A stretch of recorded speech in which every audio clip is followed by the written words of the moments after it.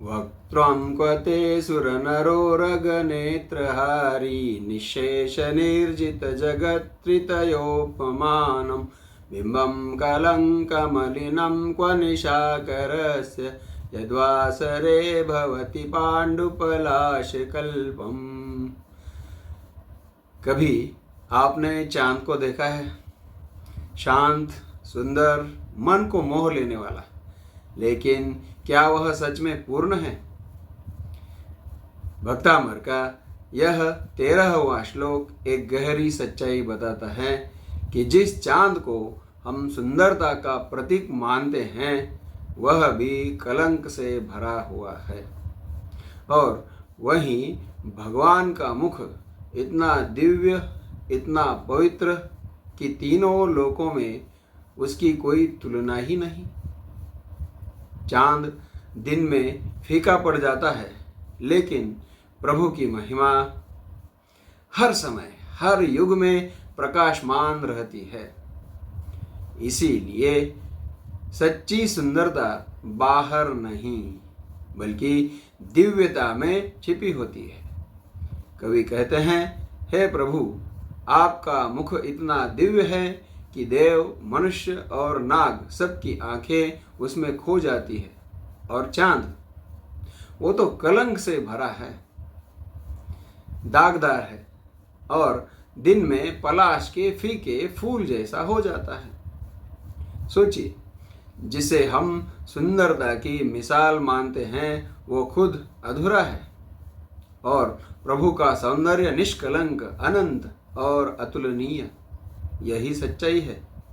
दुनिया की हर सुंदर चीज सीमित है, लेकिन दिव्यता वो कभी फीकी नहीं पड़ती। इसीलिए अगर सच्ची सुंदरता देखनी है तो बाहर नहीं, अंदर देखो। अब देखते हैं श्लोक का अर्थ। सुर नरो रग, यानी देव, मनुष्य और नागों के। नेत्रहारी का अर्थ है आंखों को हर लेने वाला। निःशेष निर्जित जगत त्रितयोपमानम, यानी जो तीनों लोकों के सकल उपमाओं से परे सभी दोषों को नष्ट करने वाला। ते वक्त्रम, यानी आपका मुख कमल, मुखमंडल। क्व, यानी कहाँ, और कलंक मलिनम, यानी दाग से मलिन। यद वासरे, जो दिन में, पांडु पलाश कल्पम, पीले या फीके पड़े पलाश पुष्प की भांति। भवति, यानी होता है। निशाकरस्य बिंबम क्व, यानी वह चंद्रमा का बिंब कहाँ। यहाँ कवि एक अद्भुत विरोधाभास का प्रयोग करता है। प्रभु का मुख निर्दोष, निष्कलंक, सर्वश्रेष्ठ, अनुपम, सभी को आकर्षित करने वाला है। चंद्रमा यानी निशाकर, वह दाग युक्त, कलंकित, सीमित सौंदर्य और दिन में फीका पड़ जाने वाला है।